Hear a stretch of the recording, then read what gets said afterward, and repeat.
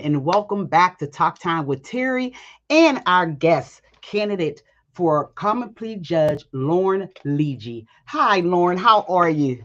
Good. Good afternoon, Terry. It's nice to be with you. This is a really cool new experience for me being on your show. Yeah. And I know you're busy because the campaign is still fresh. It's still in the middle of it, rather. So I It know you're is. busy. So we thank you so much for taking time out of the campaign to come and talk with Talk Time with Terry.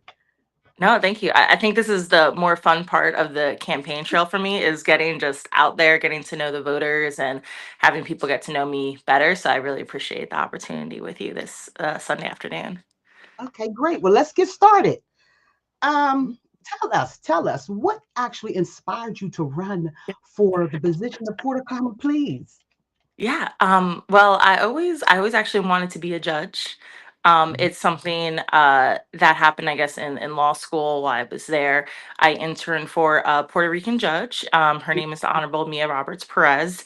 I worked with her for about a year to 2 years, and just seeing her on the bench, she was fierce. She was able to help her community on the bench, and just see how she handled the simplest probation violations to trial cases. She actually convinced me to be a public defender. I wanted nothing to do with the criminal system. I was like, I'm going to work with artists. I'm going to do pro bono Oh, work. wow. Yeah. And then seeing her and seeing the PDs in the room, when you just have that aha moment, Hmm. that clicks of, oh, this is what you need to do. That's why you're so scared of it, because it's the right thing.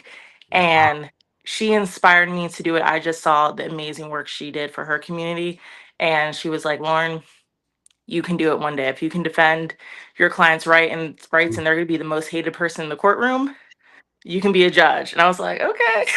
Oh, But it really was just, I mean, I think there's no right time to be a judge. You can always do a little bit more in your career, or you can say, oh, I've been doing this for a while, I want to retire. But when I saw that there was so many seats open in the bench, and mhm, I thought that there was a lack of representation, a mhm. lack of a younger, fresh perspective on the bench. Um, and just with my background of being a public defender and also being an immigrant advocate, I was talking to a few of my colleagues. There's my cat. And they were just like, you know what, Lauren, there's never a good time. You have the time, you have the space, you have a supportive wife, a supportive community. Now's the time to take on a new adventure. This door is open for you, so you might as well take it. And I Yeah, was like, okay, no better time than the present. With everything that's going on, it just felt like it was right for me. yeah. And that is so true because and what I'm hearing is that as you said, you felt that there was no representation. So instead of complaining about a vision that you see, you decided to jump into the fight. So I commend you for that. Thank you Thank so you. much for that. Thank you. Thank Now, you. can you describe to us, and I think you tapped into it a little bit, your professional background and how it has prepared you for this particular election right now? Yeah. So the most immediate thing that I'm doing is I'm a public defender with the Allegheny County Office of the Public Defenders. So I've gone all over the county to the lower level magistrate courts representing clients, doing hearings. I've done bond motions. I've sat in the Allegheny County Jail talking to my clients. I've done everything from suppression motions, sentencing. I've done grand jury indictment cases. Uh, Attempt homicides. I've assisted on homicide. So I've kind of I've done it all in the courthouse. We call public defenders, our joke is it's dog years worth of service. I got my gray hairs coming in because of this job. It's great. I mean, I do criminal defense work. If you can't afford an attorney, we represent you. And to me, that feels great because I don't pick and choose my clients. They just come to me, and I have folks saying, "Oh, how can you represent so and so?" And I went, "You never know who is charged with a crime and what for and what their background is." So to me, it feels good that I don't have that distinction of who's going to pay me to make sure that the rights are there for them. Mhm. And I think if your loved one was in a situation, you would want them to make sure that they had help.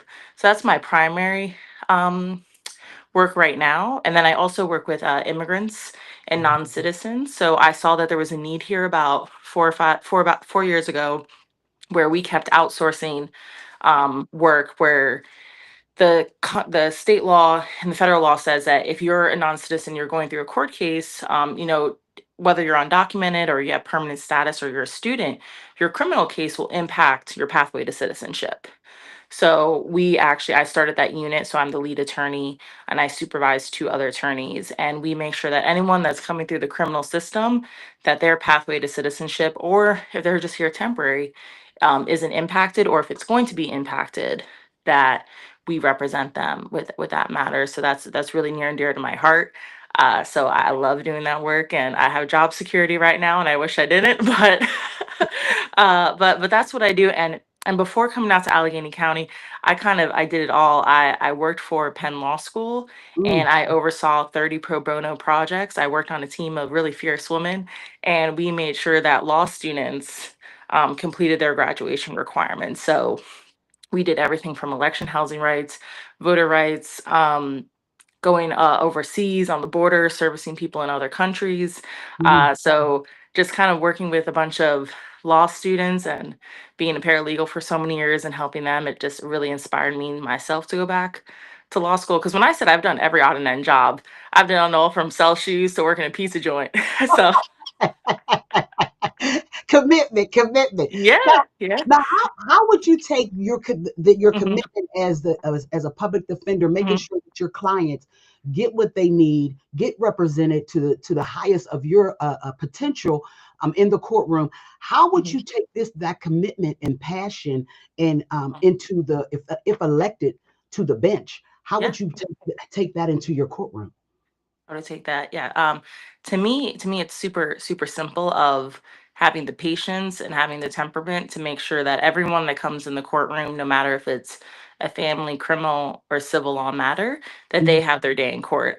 Too many times as a public defender, we're kind of sitting. There's a phrase, sitting and waiting for things to happen, and patience runs thin, and then all of a sudden, I have maybe 5 minutes in front of the judge to make my argument about something. Mm, So making sure I take that step back. If I myself, I'm only human. So if I find my patience running thin, I'm like, oh, let me take a moment, remember what it was like on the other side, mm, and give everybody their day in court. Because I think the frustrations that I saw, whether any room that no particular room that I've been in, but it's just, someone's having a bad day, and someone's bad day will impact someone's life for the next few years or their family. So just really taking that time and that attention and that care to make sure that I get the law right, that I give people the opportunity to be heard.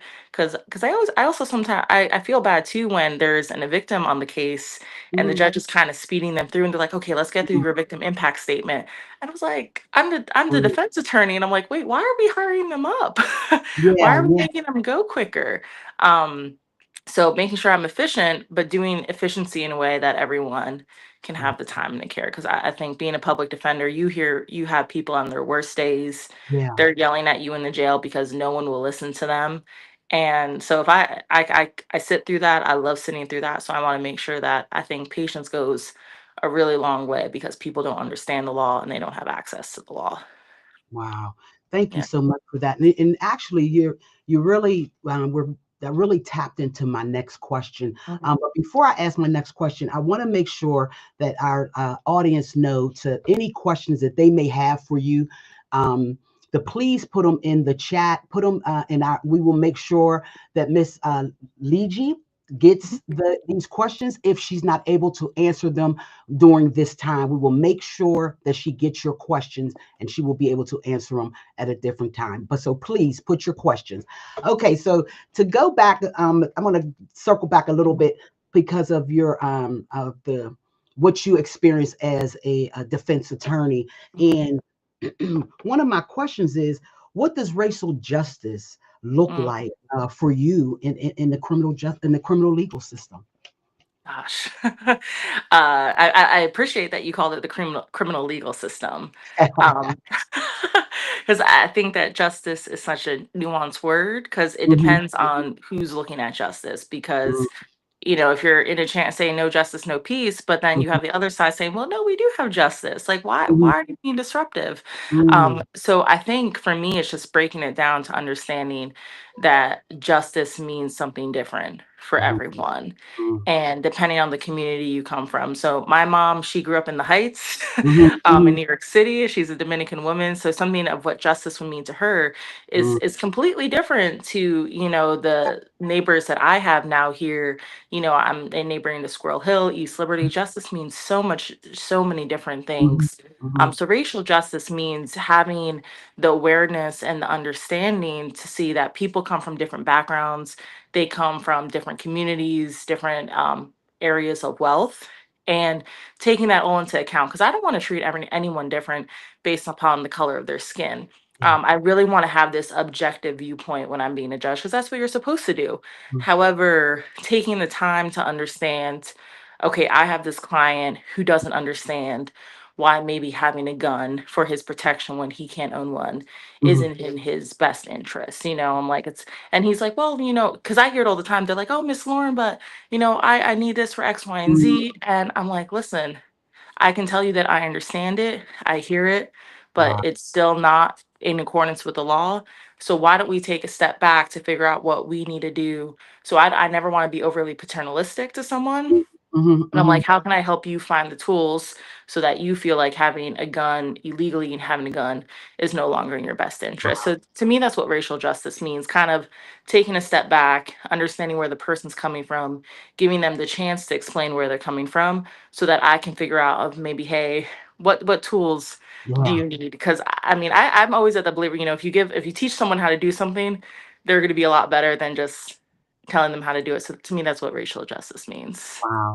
I greatly, greatly appreciate that because, you know, I was having a conversation that, I the view for Squirrel Hill is going to be a whole different Hmm. agenda for Sheridan or Yeah. McKees Rocks or something like that. So I greatly, greatly appreciate that. Thank you so much for that. Um, my next question, I think you already answered. How would you approach fairness? And you have Okay. answered that several different times in several different ways. So now, being a public defender, how Mhm. do you handle heavy caseloads and ensure that the cases are given the same amount of attention? Oh man, we we can talk for hours on that. I have so many it's hard. It's hard. I hate the word that triage comes that was the first thing in my head, and I hate that that came into my Hmm. head of making sure of sometimes if I have a lower level offense, um I'm like, okay, maybe I can solve it in this way. I'm going to take a lot less time than if I have if I have an assault case against another individual. So it is a balancing act of having to have the experience and just kind of that quick thinking of being able to read a thing quickly, being able to assess what the legal issues are, maybe bouncing it off another person, and I'm like, Hmm. okay, cool, like this makes sense, let me move on to the next thing. So that's kind of what I do. I think it's also key to make sure I'm set up for success with I have my calendars, I have my spreadsheets, I have my colleagues, I have an office mate where her and me bounce things off of each other all the time to kind of do a check and balance. So kind of having a peer review I think is always super important as a public defender. And Hmm. I won't always be able to have that if I'm elected as a judge. So in my head, I'm like, oh gosh, I have a big docket. Maybe let me bounce that off of my Yeah. clerk. Yeah. And knowing how to delegate, I think that's super important as a public defender. We have an amazing team of investigators, of social work, of support staff. So in my head, it's always hard knowing, okay, when do I need to give up my power and give Mm. it to someone else to help me get through the day?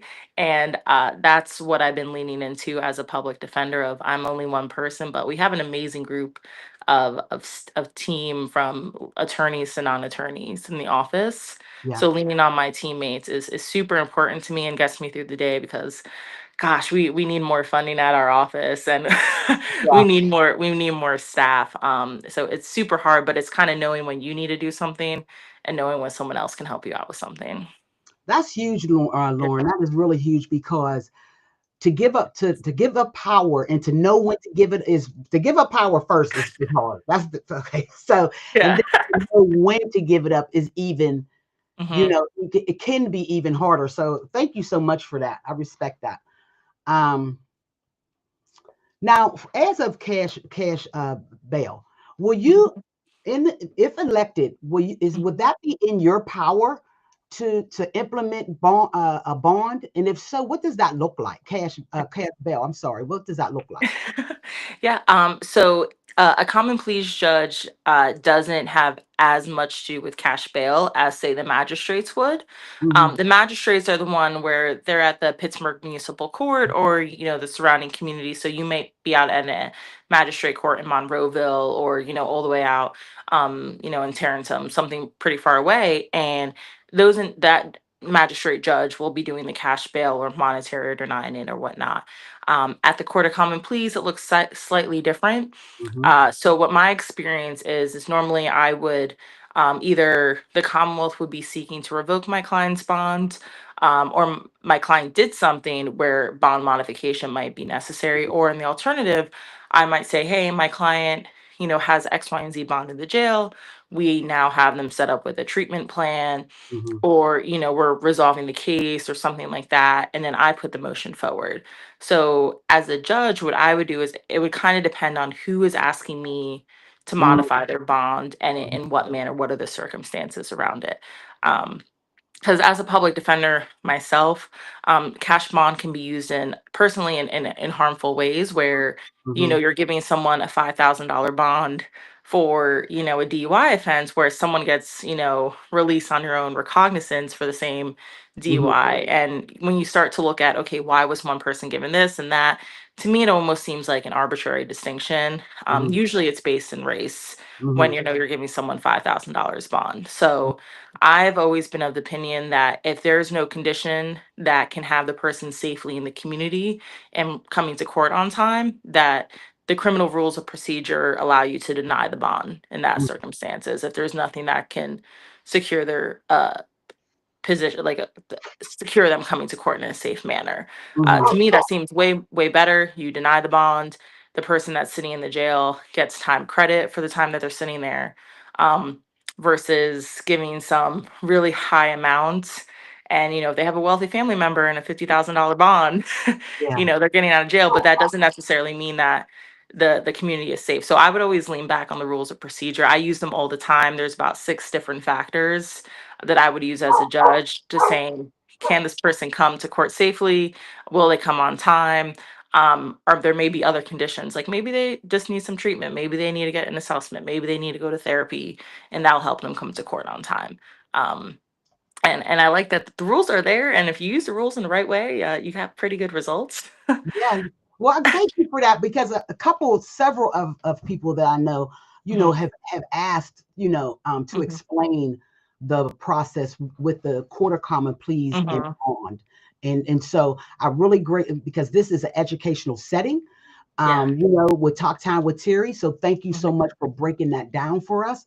Um, yes, thank you so much for that. So my next question, let's see, when do we have time? Yes, we have time. Okay. Before we get to any audience questions, I don't see any as of yet. Um, you already answered. You answered a lot of my questions. I'm sorry. That's okay. That's okay. Um, Let me ask you this: what Hmm. do you think sets you apart from other candidates? Yeah. Oh, that's a good question. Yeah. I think to me, I mean, so I think I don't want to try not to humble brag, but what sets me apart is, I think first and foremost, my diverse lived experience Hmm. where I'm not the youngest candidate in the field, but I'm one of the younger candidates, Hmm. which I think first and foremost would actually let me serve out my full tenure as judge. And Hmm. then with the retention, because it's a 10-year term, Hmm. and then when you're retained, you're kind of retained until lifetime until you age out at 75. Hmm. And so in my mindset, I could, if I elected, I could actually do my full 10-year term. And then if Hmm. retained, I could do a full career until my mid 50s, sorry, late 50s.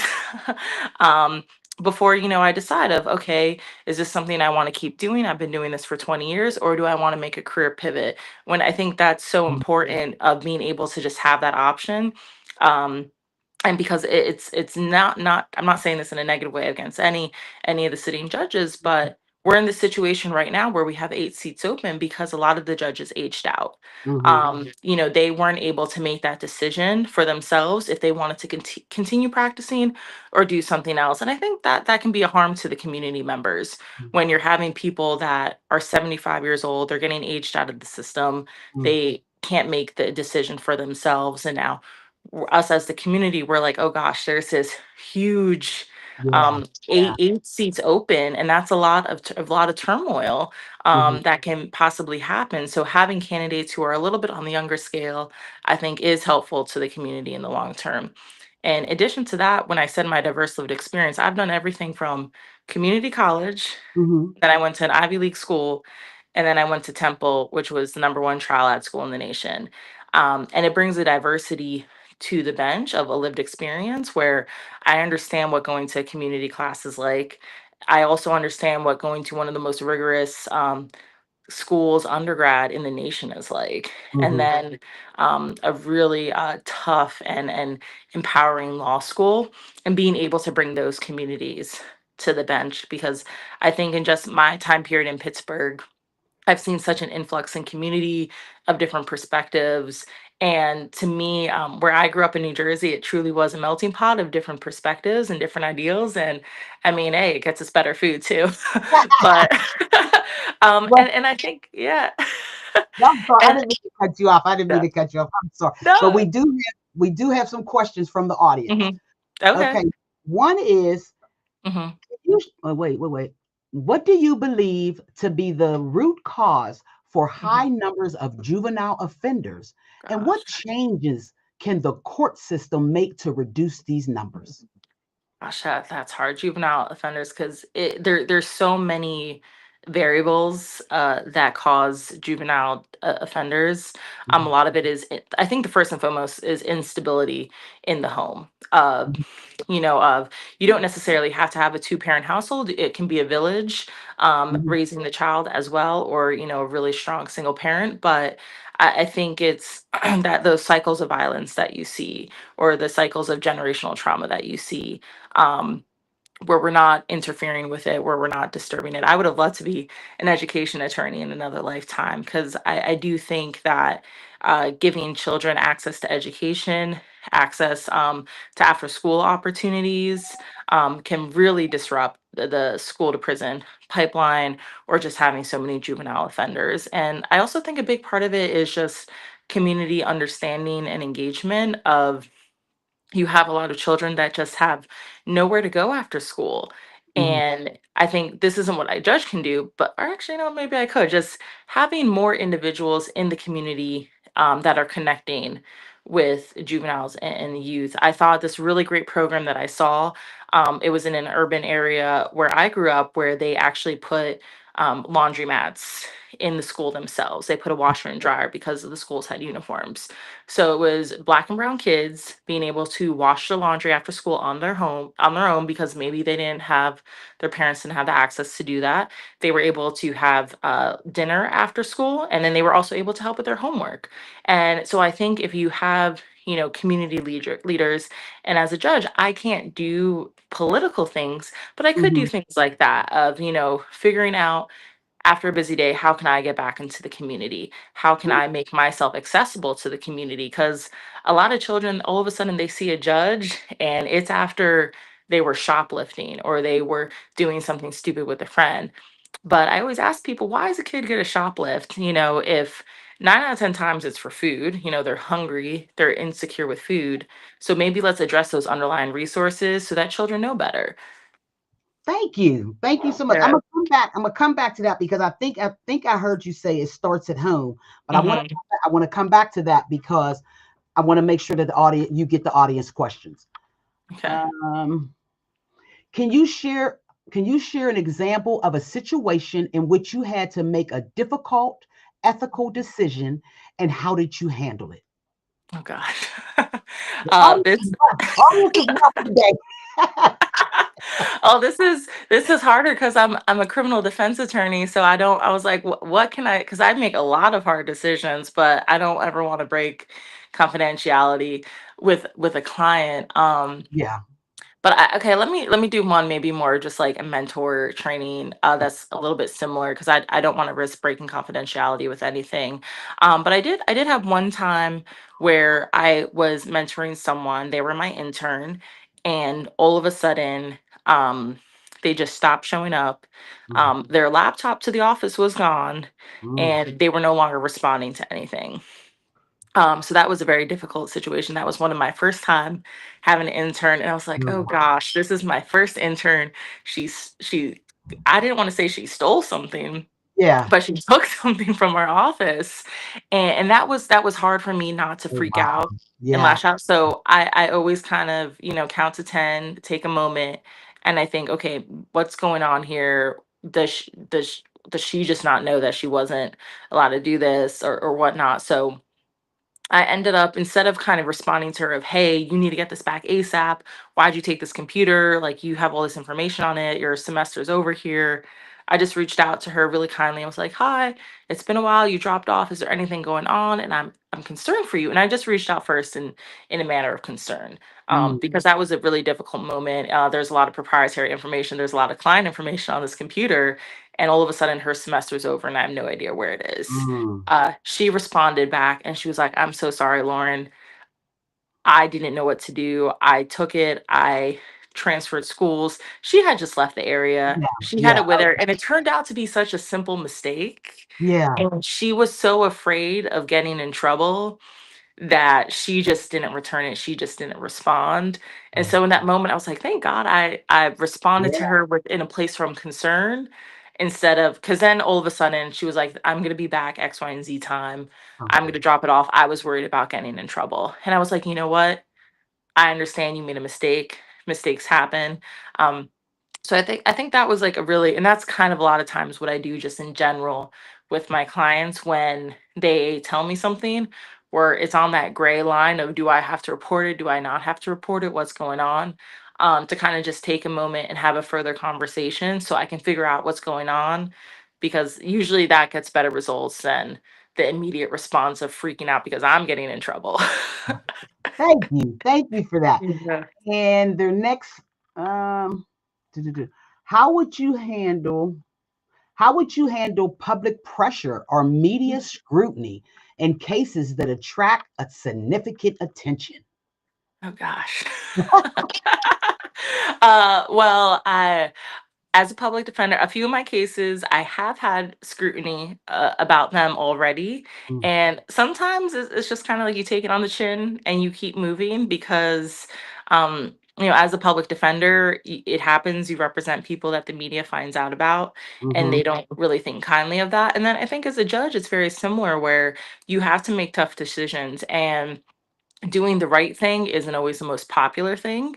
And I think being a judge, you always have to do what's right, whether it's taking a 15-minute recess if you see media's in the room. And you can, when media's in the room and they're scribbling down so quickly, um I wouldn't be afraid to take a 10-15 minute break so mm. I can kind of just take a moment for myself and make sure that I'm okay to keep following the law. um because judges are supposed to be impartial. We're supposed to be able to make decisions without fear of the media, and we need to keep doing that without worry about what the repercussions are going to be. As long as we follow the law, you should never be worried about doing the right thing. And sometimes, um I get sometimes also, there's that phrase, if you're not getting criticized or if you're not getting, blown up in the media, sometimes you might not be doing the right thing. Seldom, what is that phrase? Like, good girls don't make it, like, seldom do the good girls. Something about, if you're in history and you're making trouble, you're doing the right thing. You're getting attention. Um, and usually that means whoever's in control isn't happy with you. But to me, I'm a judge. I'm going to follow the rules. I like the rules. I like following the law. It makes things very easy to work with and function, even when things get tough. Thank you. Thank you Yeah. for that. Now, before we wrap up, Mhm.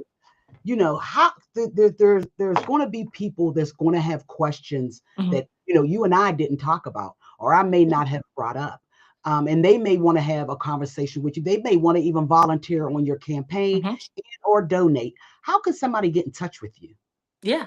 Thank you for that. Thank you for this time. I've had a lot of fun talking with you, Terry.